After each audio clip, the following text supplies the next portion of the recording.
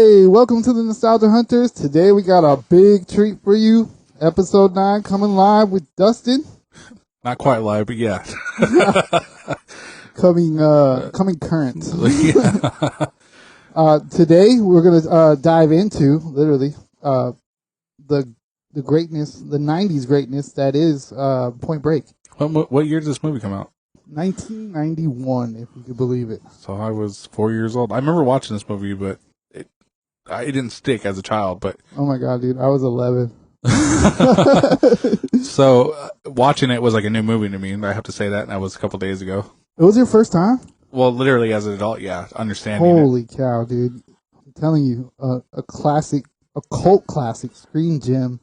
If I ever came across one, It's 30 years old now, right? Yeah, it's a dinosaur. Oh wow! I thought Still- going into it, it was a John Wick prequel. So I wanted to talk about that, but we'll get into that a little bit later. But let's talk about like how Point Break and kind of Fast and Furious kind of relate to each other. I saw the relation right away. Yeah, absolutely.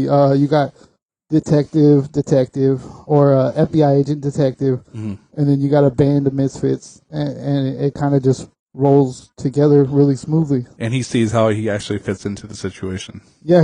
Kind of like a missing member of the team, pretty much. Yeah, and Patrick Swayze, what's his character's name again? Bodie. That's what it is. Yeah, he saw him, he headhunted him from the beginning. I'm telling you, like he seen him in the crowd. He's like, "That's my guy." Yeah, you know. Yeah. Good old, and I was like, Keanu.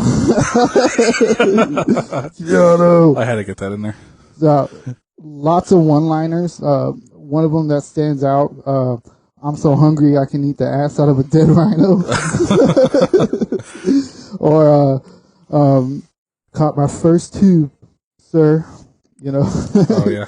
So some classic throwbacks, definitely. I've probably seen this movie over 500 times. No, no way. I say I it. promise, dude. This is my top 5 movie right here. Really. Top 5, Dead or Alive. You know who shocked me that I didn't even know who was in the movie? Gary Busey. Yeah, I was like, that's Gary Busey. that's Pappas. Was that before or after the motorcycle accident? It was after. He was Really? he was on the return mend to movies with this one. He seemed pretty solid to me. I mean, I'm pretty sure he was crazy to shoot with, but like, Oh, he's batshit crazy. no, I mean, like in the production of the movie, I'm sure he was just not saying lines and yelling at people, but Couple fun facts. The director of this movie was a female. Her name is Catherine Bigelow. She is an Oscar award winning director. Not for this movie. was this The movie Hurt Locker. a big movie when it came out, or was it? I don't think it was so big. I think it was just like a weekend catch, you know. Mhm. Oh look, Point Break's on. Let's go check that out. You know who produced it, right? Yes, I was just gonna get into that. Another fun fact: Oh. James Cameron Yeah. of Avatar fame, Titanic fame. Amazed we didn't see some avatars surfing in the back. That would have been hilarious. Yeah. So Point Break, kind of to me, it brought the 90s or the 80s and the 90s together. You know, it kind of like finalized the 80s and ushered in the 90s. hmm To me, anyways. The surfing cult-like atmosphere, the detective. I grew up around that too. Yeah, Yeah. totally. I grew up right around the Long Beach area, hmm and then later on moved to Texas. But I can relate to all that kind of stuff that was going on in that movie. I keep referring to Johnny Utah as a detective. He was an FBI agent. hmm Um, Now let me stop you there. How would you rate the acting in that movie compared to today's standards? Dude, it was it was B-list acting, you know. Keanu was just, I would say, finding himself in the world of acting. We had like Bill and Ted and like, you know, kind of dude, where's my car vibe. Yeah, you could tell he was like, I need a serious role, bro. You know, like, Yeah, definitely. but not too serious. Yeah, Gary Busey, probably a fun movie for him. You know, he could be himself a little bit. hmm And then Patrick Swayze really was the glue to the film for me. Yeah, he was a man's man. Yeah, totally. Yeah. When Johnny Utah gets done surfing and he goes to take a shower, and the Red Hot Chili Peppers roll up on him. Anthony Kiedis. Yeah. That was pretty good. He kind of has his back after he gets a little beating, and to me that was like the most manliest scene. He just jumps. He's with me, bro. And he just starts kicking their ass, karate style. I felt some Roadhouse vibes there too. Oh, so there's some callbacks to Roadhouse. That's what I thought. It's like the same life and stuff. Yeah. Man, I wish I could remember that line, but there's definitely a callback to Roadhouse. Anybody that can think of that line, comment below. Let me know. But I think he was right at like Dirty Dancing in this, like his period. I think that's about the range. Mm-hmm. So basically, the plot, there's an FBI agent and a lot of bank robberies going up and down the coast of California, it seems. Mm-hmm. And we're going to infiltrate these surfing different parties. At first, it doesn't go too well. Mm-hmm.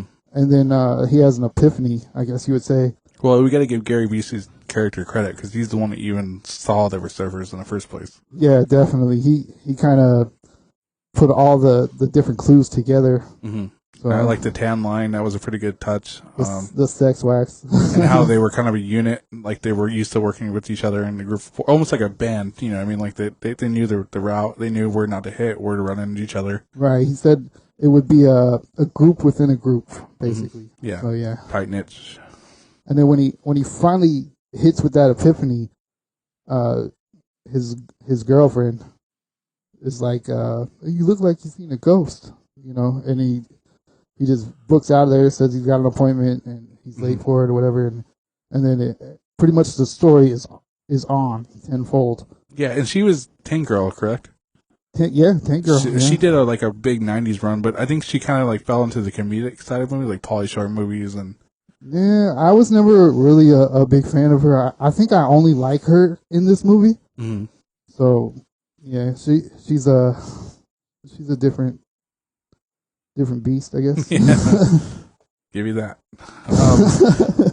Yeah, but she played the character well, and I think the whole love triangle between her and the Bodhi character kind of tied their relationship together too, as well. It was, it kind of brought that him into that element, kind of. Yeah, he felt a competition with Bodhi at that point. I think so too. Yeah. It was kind of like the alpha male kind of mentality. Epic beach football scene. What'd you think about that? That was a little weird, but I don't know why they started fighting because he tackled them. But like they were playing football. That's what part I didn't get. Like, well, it wasn't really a fight. It was like tackle him into the ocean, and he's like, "Chill, Roach. You know who this is?" And then he's like, "This is Johnny Utah, Ohio State Buckeyes." But Bodhi was playing him the whole time. I think so. Yeah. I mean, that was he kind of pulled him into his trap. Basically. Yeah, I think he just wanted to see how extreme he was. Absolutely, and like he said later in the line, he was like, "I can see it in you. You got that kamikaze look." Mm-hmm. So yeah, he kind of had him hook, line, and sinker from the beginning. Mm-hmm. But one of the parts that really stands out in the movie is that really badass plane jump. Yeah. What, the second one or the first one? No, the second one. I don't think I would want to catch a guy that much. You know what I mean? Like, it's just like, what if he didn't really catch him in the air like that? Dude, no shoot. Just jumping out with his big-ass revolver. Yeah. And he finally lands on him. He's like, "Pull the cord." And they get too low to where, past the zone to actually deploy the cord. So they hit the ground pretty hard. But well, even we're backing up a little. Even the chase scene when they're running through it was like a good 5 minutes of him chasing them on foot, and it was really good. Chase scene, dude. And I like how he knew it was, but he was still disguised. But like, and that movie where he's shooting, that part where he's shooting in the air. Well, yeah, when he blew out his knee on the drop. Yeah, that was actually in a Hot Fuzz movie with Simon Pegg. They were referring to that, and I never knew what they were talking about when he was yelling. And that hit 2 and 2 for you, huh? Yeah, I was like, awesome. That totally makes sense now. So, what's your John Wick Point Break prequel theory here? Well, the way it opens up, he's sitting there like a super shot, like, top of his class, not betted yet really in anything, but I guess that ties more into the end of Point Break too, where he kind of walked away from it and realized he wanted to be more of a free agent and more of a freedom. So they could easily blend that into. That's interesting. Be him an assassin killer, you know what I mean? Like, I have yet to see John Wick, so like now I'll be like looking for little references. I don't know if there's regards references in that regard, but I think if you were trying to conspiracy it, it's a cool theory for sure. Yeah. Or maybe that's when he entered the Matrix and became a coder and stuff. I don't know. You can tie it to like all Keanu's movies run together. I mean, somewhere they do. Well, no, not. I mean, not all of them. I wouldn't say Bill and Ted kind of. Bill and Ted was his high school years. Yeah. He decided to get serious and go to police academy. So Bodhi's crew. What do you think about Bodhi's crew? I think there's 4 or 5 total, right? 4 that robbed the banks, and the 5th guy was the crazy one, right? Yeah. So we had 4 presidents. Mm-hmm. So going back a little bit, these guys would dress up as ex-presidents, mm-hmm. go into the banks, and politely take the front end cash. Yeah, and I like how the idea they stayed away from the vault because they knew that was a time trap. Right. It'll even tell you a little quote like, they stay away from the vault because it burns time. Yeah, and towards the end of the last robbery, I think he just realized that was his last go. He was like, you know what? You think so? Oh, yeah, he had to. So, one of the things like Fast and Furious did was it had those people kind of like stay like, oh, no, Dom, we can't do this. Mm-hmm. It doesn't feel right, stuff like that. Mm-hmm. And then I guess it kind of did that in Point Break a little bit when they find out that Johnny Utah is an FBI agent, and Bodhi kind of talks him down like, hey man, there's a reason why we're doing this. And well, I like how he pulled him into the stakes of the situation where he put him in a position. Yeah, he was definitely controlling the whole mechanism. But it's almost like Keanu liked it. Oh, yeah. And the same thing with Brian. One part that messed me up is he got arrested, Keanu, after that bank robbery. And then he escaped from the cops, obviously, with Carrie Busey's help. But how did he get out of all that in the end? I imagine it's just part of the process. They caught the guy. Because at the end, I still thought he was like running from the police because it shows him in Australia with long hair. Well, no, I think he told them what happened, I'm assuming, because obviously no, all the other people were dead in the group. My point is the way it fades makes you feel like he's still on the lam. You know what I mean? And I was like, so Keanu was doing this personally, or is he still? Or what if he had like an out? That was his out to join the crew. Could have went either way. No, I'm just saying that some 90s, 80s movies never explain how like they tell the story to get out of the situation. You know what I mean? Frustrating, dude. So frustrating. There's like 20 minutes of footage right there. How did he explain it? But that's more of a Netflix series, I guess. What if they did that? That'd be pretty cool. Like, Netflix. One shot. Make a series of everything. Yeah, definitely. Cobra Kai's not bad. I don't know if you ever checked that out. The first season. I'm like the type of guy that wants the whole thing to come out and then go through it. I think we got like 4 seasons. Yeah, I believe so. It's pretty tough. I got my son into watching the original Karate Kid movies. Yeah, the good ones. So they remade this movie. Was it a reboot or a sequel? So the remake is really tough to watch. Is it the same premises? I think just kind of, but I just think my expectations were way too high on it because I'm so fixated on the first one. Mm-hmm. But the remake, it's basically the same premise, except these guys are extreme athletes, and they're polyathletes is what they're called, and they get paid to do different crazy stunts, but in the process they do their thing. So, in your opinion, there was no way of making a sequel of the original? Nah, I think it kind of ended where it needed to end. Do you think he did the right thing, let him ride that wave and die? Yeah, man. Yeah. But I guess he quit his job, so it didn't really matter. I think he kind of had a whole meaning of life, epiphany there. Yeah, I think he knew he wasn't going to make it out, and rather than have him sit in jail, even though he probably should have sat in jail. He was a criminal. Yeah, they did kill people. Things did go bad. He lost his brother. He lost his team. During that crazy process, he definitely should have went to jail. But their spiritual connection the two had. He understood. I gotta let him do this. There was definitely Western vibes in there too, like the kind of a train robber kind of mentality too. Basically, yeah. Coolest scene ever for me is when he throws the mask down in front of him, and then he gives him the breakdown of the Mexican trip, like his manhunt for him. And I thought those masks actually looked really good. I mean, for the area, for sure. And that was probably, I don't know how they did it with makeup wise, but yeah, it looked actually like you couldn't tell who they were. Yeah, And it was clever to wear the suits because that hides your suit and gloves, so that hid like their whole. Yeah, I love the idea of having the 4 presidents rob banks. You know? Yeah, and he said they're already fucking you. Was gonna fuck you more. And like, you know what I mean? Like it was a clever line. Yeah, your money's insured. Don't worry about it. Yeah. So what about the security guard? The set of balls on him, huh? No, that was a cop. The off-duty cop. Yeah, the security guard was like, just don't do it. It's not worth it. Yeah, he's like, no, but it's just lay down, man. It plays into that thing. Everyone wants to be the hero.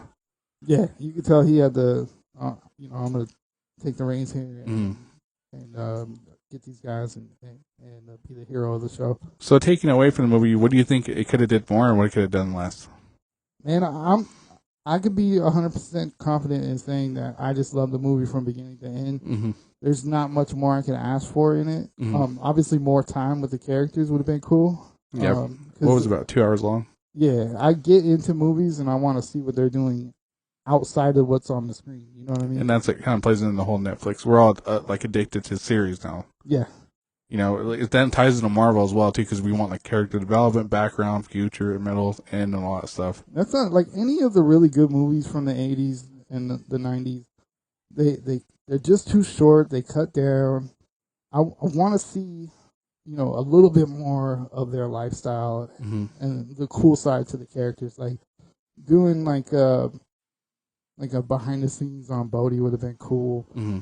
Obviously, Johnny Utah, like a prequel. What about like a prequel? Yeah, I think they can reboot it once again. It's been long enough, since the last one. A reboot to the original story, though. Don't deviate from this mess they put out not too long ago. I watched it a couple times. It's just I can't do it. It's just not the original, All right, so what would we give this 1 through 10? Man, I'm gonna be biased because I've seen it like 500 times. Yeah, I like it. I think it's a solid 8. It's a B movie, but it's one of my favorite B movies for sure. I give it a solid 7. You can't argue with that. I was enjoying it the whole way through, but I look at the production side of it and I see hits and misses. And that's yeah, definitely. Then it's again, not the perfect film at all. all. No. What would be a perfect film to you? Oh God. Man, there's so many different films. I'm beat like Titanic. Yeah, I still haven't seen that either. Really? Hey, comment below if you want to see or if you want to listen to a Titanic review and recommendations and any other 80s to 90s movie recommendations that just bring up the nostalgia side of things for you. Ghostbusters. Ghostbusters. All right, man. All right, so this is our review of Point Break. Had a great time doing this. We look forward to bringing you guys great content in the future. Like I said, comment below if you want to hear anything, see anything. We're always listening. We're always open for ideas. And I was like, Keanu!